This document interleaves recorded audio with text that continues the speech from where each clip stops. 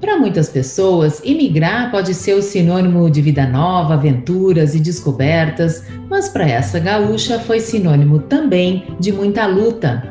Assim foi a trajetória da Juliana Carvalho, que ao imigrar para Nova Zelândia, descobriu que por ser cadeirante e ter uma doença autoimune, não poderia ter a residência fixa no país. Começou então uma batalha que felizmente teve o final feliz. Eu sou Letícia Nascimento e esse é o Manda Brigadeiro, o podcast que conta a história dos brasileiros que moram fora do Brasil.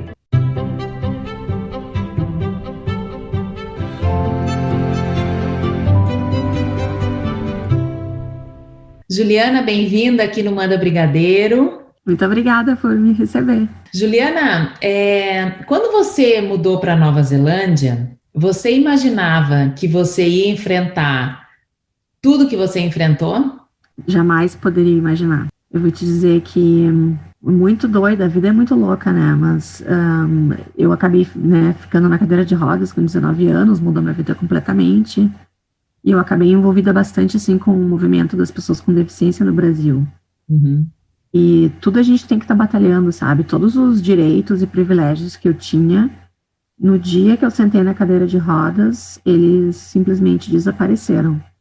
Junto com meus movimentos, né, eu perdi todas essas facilidades, assim. Uhum. E quando eu vim para Nova Zelândia de férias, em 2012, eu tive a oportunidade de viajar bastante por aqui. Uhum. E tinha lugares para ir adaptados, restaurantes, sabe? No Brasil, tu queria ir num restaurante, daí, tipo, tinha um em Porto Alegre, que tu ia, que tu sabia que tu podia entrar no banheiro, né? Uhum. Eu fiquei cadeirante faz 20 anos. E aqui, nossa, não tem buraco nas calçadas, sabe? Tipo, tem rampa em todas as calçadas. Uhum. E eu pensei, meu Deus do céu, eu tô lá, né, batendo panela lá no Brasil. Eu vou mudar para um lugar onde tá tudo pronto, né? Nunca mais vou sofrer discriminação. Uhum. Um problema recorrente aí no Brasil era sempre, quando eu não dirigia ainda, ia tentar pegar um táxi, e os caras olhavam pra tua cadeira assim, cadeirante não, vai estragar o banco do carro, ou não, tem gás no porta-mala, não queriam te levar, sabe? E, vou pro primeiro mundo, né? Vou pra Nova Zelândia, que é tudo perfeito, maravilhoso. Mal eu sabia que ia enfrentar uma das batalhas mais difíceis da minha vida, né? Uhum. E você foi para Nova Zelândia porque a tua família estava morando aí, né? Só para a gente contextualizar. Uhum. Então, meu irmão foi o primeiro que veio para Nova Zelândia. E foi bem ao acaso, assim, na verdade. Ele se formou em odonto e aí ele estava cansado de morar no Brasil. Ele recém tinha sido assaltado com a mão armada na frente da nossa casa, arma na cabeça, aquela realidade horrorosa que a gente conhece no Brasil. E ele falou, chega, vamos embora. E aí ele procurou quais são os países que falam língua inglesa e que precisam de dentistas. Então, vamos para a Nova Zelândia. Não, foi realmente ao acaso. A única coisa que a gente sabia da Nova Zelândia era o Jeca Palladium lá da TV Colosso que falava na Nova Zelândia, lembra? Para revelar a idade, né? Mas nem sabia, né? Nem tá no War, né? No jogo War, não tá Nova Zelândia no mar. E foi realmente ao acaso. E aí a minha irmã mais nova, em 2011, também foi assaltada, mão armada, arma na cabeça, falou, chega pra mim, e veio pra Nova Zelândia. Eu nunca tinha pensado em sair do Brasil. Eu tava super bem estabelecida na minha carreira, tinha lançado livro, tava com programa de TV, tava bem profissionalmente, super engajada no movimento, né, dos quebrados aí. E eu vim pra cá de férias e falei, bom, eu quero vir pra cá, né. Uhum. E aí, vendi minhas coisas, vim de mala e cuia, né, resumi a minha vida a 2 malas e vim-me embora tentar a vida aqui. E aí começou a tua batalha. Mas na minha cabeça, lá em 2012, eu pensei assim, isso vai ser uma barbada, porque a regra, digamos assim, né, eles têm o requerimento de saúde, né, tu tem que mostrar que tu é saudável. Tem uma lista de condições, se tu tem alguma daquelas condições, e paraplegia, e lúpus, e todos os tipos de deficiências estão na lista, a imigração tem que negar a tua residência, a não ser que tu consiga uma isenção do requerimento de saúde, que se chama Medical Waiver. E o Medical Waiver era tuas conexões com a Nova Zelândia, a tua potencial contribuição para o país e o grau de custo que tu poderia impor no sistema. Eu pensei, tô sossegada, porque tenho prova de evidência da minha carreira, né, como potencial contribuição. Família estava aqui já, minha mãe já tinha vindo para cá, minha outra irmã, então, 3 irmãos, mais a mãe aqui, super já entrosada, né, eu sou 100% extrovertida para fazer amigo em qualquer lugar, tá ligado? Na fila da padaria, o cara já faz amigo. Sim. Então, eu já estava bem conectada aqui. E a minha saúde estava super estável, o meu lúpus estava em remissão fazia mais de 10 anos. Eu já tinha feito a minha reabilitação, já tinha aprendido como viver independente na cadeira de rodas, dirigir, me vestir, tomar banho, fazer tudo sozinha. Eu pensei, tá sossegado, né? Sim. Fácil. Vamos lá, bora lá. Eu estava muito enganada, muito enganada. Olha, eu vou te dizer, lutar contra o sistema foi uma das coisas mais difíceis que eu já passei na minha vida. E contra um sistema que não é o teu, teoricamente, né? Quer dizer, contra um sistema que você não conhece tão bem a cultura, apesar de ter já tá morando aí, ter familiares aí, eu imagino que deva ser diferente, porque você não estava só lutando contra o sistema, né? Você era uma imigrante lutando contra um sistema. Então, deixa a coisa ainda mais, né? Quer dizer, você conquistar essa opinião pública, né, da Nova Zelândia, isso também deve ter sido custoso, né, para o seu trabalho, porque aí você precisou desse apoio, né, Ju? Claro. Conta um pouquinho como foi, então, o processo. Sim, o começo foi um processo muito silencioso, né? Porque eu me lembro do dia, eu logo que eu vim para cá, eu não sabia, meu inglês era muito, muito básico, mas em 2 meses eu aprendi o que eu precisava aprender, fiz o teste de proficiência, passei, e 1 mês depois já estava trabalhando num escritório que se chama do Health and Disability Commissioner's Office, que é uma entidade, uma Crown Entity, que cuida dos direitos das pessoas que acessam serviços de saúde e deficiência. Eles têm esse código de direitos que tem que ser respeitado. Então, é tipo uma ouvidoria, digamos assim. E trabalhando nisso, era uma posição de nível nacional. Tipo, rapidinho eu sabe, tava no topo do meu jogo, como é que se fala, no top of my game ali, eu tava fazendo tudo certo. Mas eu me lembro de ler essa política de imigração e, nossa, eu fiquei furiosa. Pensei, nossa, vou fazer um protesto, né? E a minha chefe, na época, que ela era diretora de advocacia, veja bem, ela era, tipo, grandona, assim, ela falou assim, ó, não faz ainda, né? Fica quieta, primeiro consegue a tua residência, depois tu faz aí a tua... Porque senão não dizer que tu já é da bagunça, né? Vamos ver que tu já... E foi... Não existia, a gente nunca tem como voltar atrás, né? Mas o fato de ficar assim, calada, sabendo que eu tava passando, era realmente cruel, né? Um breach, como é que a gente fala um breach dos direitos humanos? Uma violação dos meus direitos como ser humano. Foi muito difícil. E depois de um tempo, nada do que eu fizesse, eles, assim, tem que provar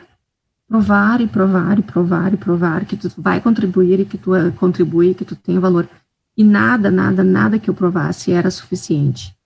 Sabe? Tipo, poxa, eu escrevi tive uma autobiografia que foi publicada em 2010. Vendeu mais de 30 mil cópias. Foi distribuída pelo Ministério da Educação para todas as escolas públicas do Brasil.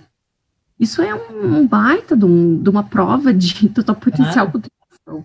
Trabalhando, né, tempo integral, apesar de ter uma deficiência e apesar de viver com uma doença crônica, que é o lúpus, que causa fadiga, e eu dou um jeito, entendeu, de ter uma vida produtiva, apesar disso. Mas nada era suficiente, nada era bom o suficiente para dizer, tá bom, pode ficar. E depois de um tempo, essa narrativa... eu passei a acreditar, sabe? Sim. Eu passei de repente, será que eu tô fazendo a coisa certa, persistindo? Será que... Não estava se sentindo bem-vinda no país também, né? Porque... e isso afetou todos os aspectos da minha vida. Em todas as minhas relações também. Sim. Se sentir que tu pertence, né? É uma necessidade básica do ser humano. E daí, em 2015, depois de um bom tempo já, né, fiz todo o processo de medical waiver, negaram a primeira vez, todo o estresse, sabe, emocional da coisa, teve um impacto muito grande na minha saúde, e eu acabei tendo uma crise de lúpus depois de 10 anos que o lúpus estava em remissão, e eu tive meningite lúpica. Então, fui parar no hospital com meningite lúpica, e eu estava no hospital ainda quando eu recebi a carta de imigração falando não pela primeira vez. Um dia depois da minha alta do hospital, eu estava no escritório do advogado, preparando a minha apelação no Tribunal da Imigração, e 10 meses depois o tribunal decidiu que a imigração tinha feito várias coisas incorretas, injustas no meu medical waiver. E a decisão do tribunal foi de mandar de novo o meu caso para um reacesso, para uma reavaliação. Mais 1 ano e 7 meses da imigração nessa história, prova isso, prova aquilo, faz o medical report e vai. E aí eles falaram o não pela segunda vez. E aí, ouvi o não depois de toda essa batalha, depois de todo esse tempo, o custo também da tua saúde, tu não desistiu, tu falou, eu vou atrás disso. Não, o que aconteceu, na verdade, foi que eu estava exausta. Eu já não aguentava mais, tipo assim, eu falei com a minha família, eu não vou apelar dessa vez, eu vou dar um tempo para mim, para minha cabeça, e eu vou só continuar aplicando para visto de trabalho, porque o tempo todo ano eu tinha que aplicar para um novo visto de trabalho, né? Então, todo ano é a mesma coisa, aplica visto. E eu pensei, vou só aplicar para mais um visto de trabalho e, sei lá, daqui a 2 anos eu tento a residência de novo. Pensei comigo, né? Só que a minha saúde mental ficou tão afetada, assim, eu tava tão desiludida, sabe, com o sistema, e eu mal sabia, eu passei o pior ano da minha vida, nos próximos 12 meses que se passaram. Eu fui parar no hospital 8 vezes. Eu tive meningite lúpica de novo. Eu fiz um churrasco muito longo, de 3 horas, na fumaça lá, que eu acabei tendo uma pneumonia no dia seguinte por causa disso. Nossa! O que mais que eu tive? Eu peguei influenza. Um dia eu caí da minha cadeira, quebrei meu pé, daí outro dia estourou meu tímpano. Tu imagina, assim, ó, tudo que puder dar errado, deu errado, assim, naquele ano. E aí, quando eu fui aplicar para um novo visto de trabalho, a imigração olhou para aquele ano, né, e falou, não vamos te dar visto de trabalho, tu vai ficar só no hospital. E aí eles negaram meu visto de trabalho. Porque eles alegavam que o fato deles não darem a residência para você é porque você seria um custo para o governo, é isso? Por conta da doença, do lúpus. E aí, bom, com visto negado de trabalho, eu apelei, perdi a apelação, e aí a minha única chance de permanecer seria ficar, deixar o visto expirar, porque assim que o teu visto expira, tu pode ser deportado. Mas o fato de tu poder ser deportado te dá o direito a apelar contra a deportação por causas humanitárias. Entendi. Eu tô com um advogado aqui de imigração, né? E vai barão com o advogado, só que assim, eu fazia tudo que eu podia, entendeu? Porque a hora do advogado aqui é muito cara. Então, sim, pesquisava, deixava para ele só assinar o papel e fazia toda a parte do meu tema de casa ali. Então eu fiquei, e aí preparei minha apelação por causas humanitárias, porque daí, quando tu apela contra a deportação por causas humanitárias, o critério é diferente do medical waiver, por exemplo. Sim. O critério para tu apelar por causas humanitárias vai ser, tu ficando no país não é contra o benefício público, se tu é um criminoso, né, e tu coloca em risco o público em geral, isso vai contra. Então, no meu caso, o que poderia ir contra seria o fato, ela tem uma doença que custa horrores e isso vai ser contra o benefício, né, do público em geral. Tem que ser uma situação de uma circunstância realmente excepcional e que não será extremamente duro e terrível se tu for deportado. Por exemplo, se a pessoa que é deportada, ela vai ser, sei lá, assassinada porque ela é perseguida ou algo assim. Só vão avaliando, o tribunal só avalia um fator depois que passou pelo primeiro fator. Então, primeiro eles avaliaram, sim, é uma circunstância excepcional. Aí depois não seria contra o benefício geral da população, mas decidiram que não seria horrível me deportar para o Brasil. Entendi. Mesmo que minha família está aqui, e, né, a maior parte da minha família está aqui, que eu fiz minha vida aqui, porque eu era tão boa, que eu ia poder reconstruir minha vida rapidamente, então não ia ser tão ruim. Sim. E eles negaram a minha apelação contra a deportação e me deram um visto de trabalho temporário de 3 meses para eu arrumar minhas coisas e ir embora do país. E isso foi em fevereiro de 2020. A minha última chance daí, depois de tudo isso, né, a minha última cartada seria apelar para o ministro da imigração. E o ministro, ele tem total poderes de decidir o que ele quiser, sem nenhum, sem ter que dar explicação nenhuma. Sei. E é uma pessoa. Esse ministro é uma pessoa. Tá. Uma pessoa. É o ministro da imigração.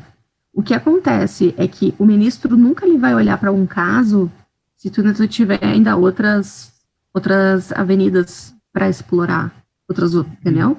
Então, Sim, assim... é a última opção. Negado. Não, tu tem que passar pelo tribunal, tu tem que fazer tudo o que tu puder fazer, e se tudo for não, aí sim tu pode ir até o ministro e pedir uma exceção.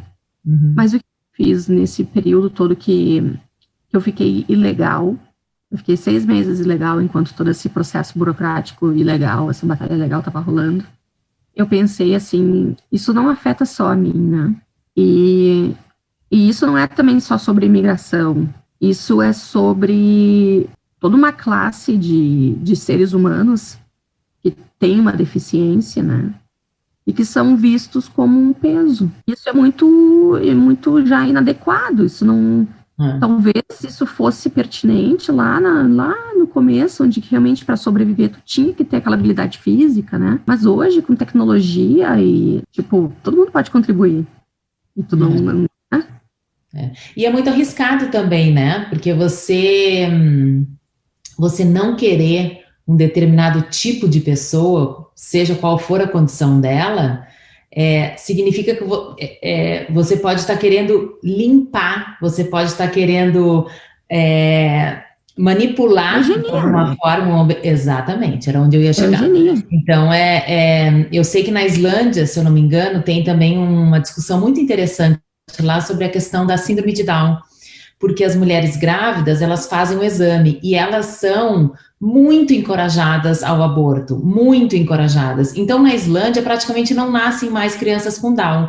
E as pessoas que têm Down e moram lá, estavam nessa batalha, porque assim, vão acabar as pessoas com Down, é isso que as pessoas querem, que a Islândia quer? Então, e aí depois a gente, quer dizer, um passo para a gente começar a manipular um pouco, então não nasce mais pessoas de olhos claros ou olhos escuros, ou não nasce mais assim, ou não nasce, e a nossa diversidade vai embora, né? Então, isso de fato é muito arriscado. E me admira um país como a Nova Zelândia, né? Principalmente agora no Covid, que foi um exemplo, né? Ainda ter esse tipo de lei, né? Ou está associado a esse tipo de pensamento nessa questão, porque é muito antigo, né? Como você falou. É muito inadequado, não cabe mais. É por isso que eu botei na minha cabeça, eu não vou embora pelo uma deficiência. Me manda embora porque eu não consegui aprender inglês, me manda embora porque eu não consegui um trabalho, né? Porque isso tu tem que, né, conseguir exercer as funções que aquele visto foi te garantido, né? Sim. Mas não por causa da minha deficiência, entendeu? E realmente contrariar, questionar o status quo, né, de que porque tu tem uma deficiência, tu é um peso. Tá muito errado isso. E isso acaba predispondo as pessoas a falhar, porque a expectativa é tão baixa, entendeu? A expectativa é tão baixa quando tu tem uma deficiência, que de repente tu pensa, é mesmo, talvez eu... E aí tu imagina o impacto disso, porque eu sou uma pessoa muito forte, assim, eu sou gaúcha, né? Sou faca na bota, sabe? É uma pessoa muito forte, assim, eu tenho muito apoio da minha família, eu tenho muitos amigos que me apoiam, e eu sou bem articulada, então eu consigo, sabe, argumentar, e mesmo assim, com toda essa rede de suporte, quase me matou isso aí, entendeu? Foi terrível, assim, em termos emocionais. E como é que você conseguiu, que a gente não fechou a história? Você fez uma petição online? Como é que é? Isso. Então, eu fiz uma petição usando a minha história, né, como vetor para transformação, mas pedindo para mudança dessa política de imigração, para mudar essa política de imigração. E aí eu fiz vídeos, campanhas usando as mídias sociais, e aí bombou aqui, foi notícia em foi capa no jornal de maior circulação do país, foi para a versão do Jornal Nacional daqui, todas as mídias, saiu no Brasil também bastante coisa, saiu no Marie Claire, no Intercept, e eu consegui quase 35 mil assinaturas, e ontem foi dia 18 de maio aqui na Nova Zelândia, e ontem foi meu aniversário de lesão. Ontem eu completei 20 anos de cadeira. Olha só. Ontem também foi o dia que finalmente a petição foi oficialmente introduzida no parlamento. Depois eu vou te mandar um videozinho do clipe, o secretário lá anunciando lá que a petição entrou no parlamento, e agora o parlamento vai ter que olhar para essa petição, e é bem simples, eu só peço uma coisa. Não sei se tu conhece, mas em 2008 a ONU criou uma convenção dos direitos das pessoas com deficiência. A Nova Zelândia e o Brasil também são signatários dessa convenção. O artigo 18 da convenção fala da liberdade de movimento e nacionalidade. E a Nova Zelândia assinou, então assim, eu não sou só uma imigrante louca querendo mudar a lei de um país, entendeu? Não, sou uma pessoa que tem uma deficiência, que sou faço parte do movimento das pessoas com deficiência, e eu sei que esse país assinou essa convenção, e eu só quero que eles honrem o que eles acordaram em fazer internacionalmente, porque é muito bonito tu assinar a convenção e aí aqui não cumprir. Então, o pedido da petição é realmente esse, que a política de imigração considere a convenção da ONU, e não discrimine por causa de deficiência, né?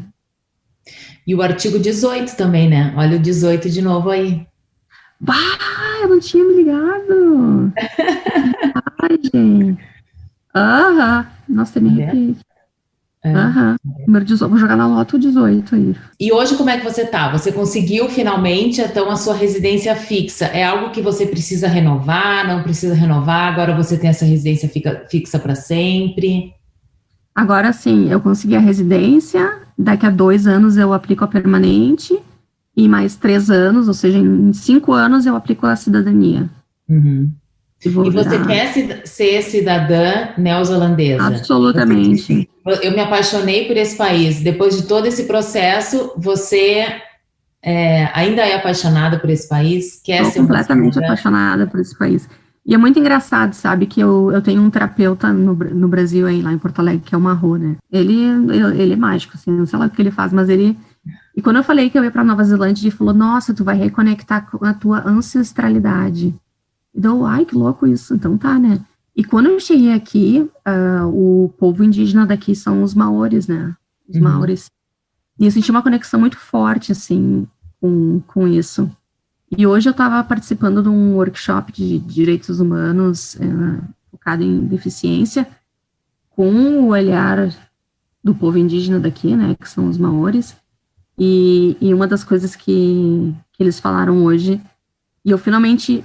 Eu conheci uma palavra em Maori que descreve o que eu senti aqui, que é o Turanga Vai Vai, Turanga Wai Wai, que quer dizer pertencer. Então, assim, eu estou escrevendo um livro, na verdade, que vai se chamar Unlawful, a jornada de uma mulher com deficiência pelo direito de pertencer, algo assim, o subtítulo, contando toda essa trajetória louca, assim, de anos e anos de luta para conseguir isso, e se Deus quiser, tem muita fé que...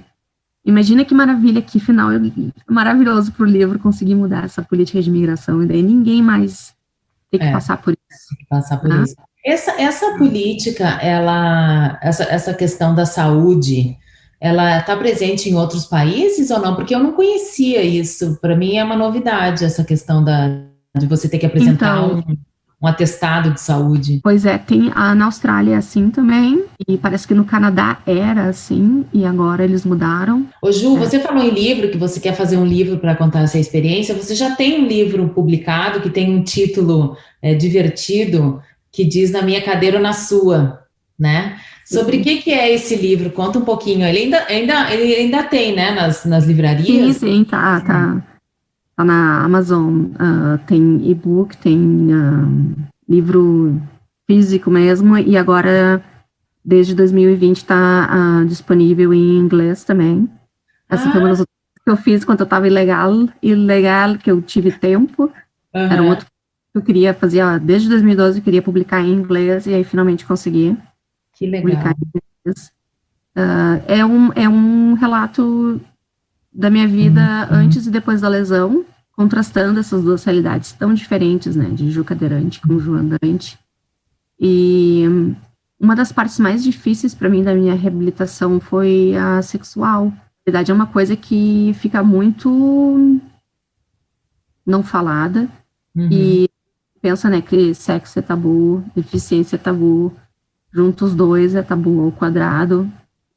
E eu tinha 19 anos, já tinha vida sexual, e daqui a pouco meu corpo mudou completamente. Eu parei de me mexer, parei de sentir a maior parte do meu corpo, eu fiquei assim, tá, e agora, né, como é que vai ser isso? Então, esse era o conflito da minha reabilitação, porque logo depois eu voltei a estudar, terminei a graduação, me formei em publicidade e propaganda na PUC, mas vida amorosa, vida afetiva, sexual, foram 5 anos até realmente voltar, né? E eu sempre usei muito o humor, assim, o humor é minha forma de lidar com a dor. Realizar a dor, vamos dar uma risada, porque toda tragédia é um pouco cômica e fica mais leve, né? Tem que rir pra não chorar. A gente diz, né? Tem que rir pra não chorar. E você tinha um blog também, né? Que também tinha um título engraçado. Ainda existe esse blog, não? Comédias da Vida Aleijada. Esse era a minha terapia ali, né? Acontecia as coisas mais bizarras da face da Terra, eu ia lá, isso vai dar um belo de um post.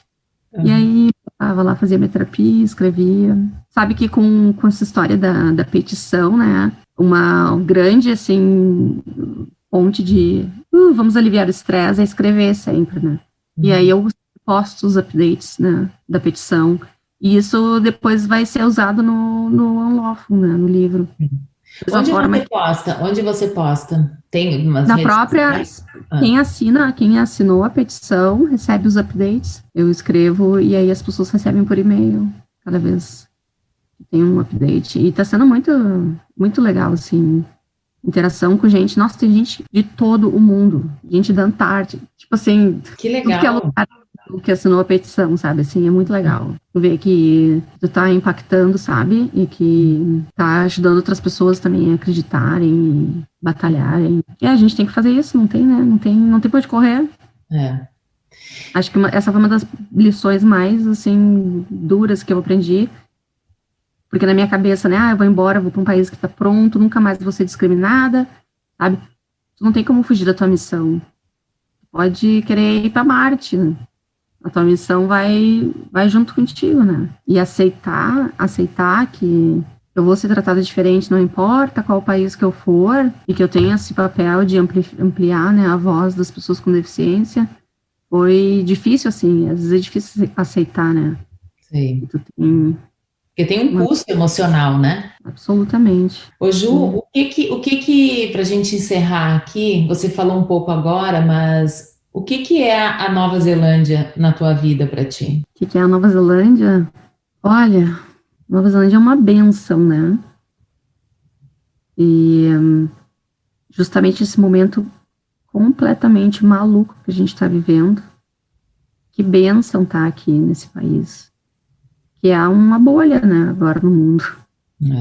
Eu tenho amigos, né, em todos os lugares por aí.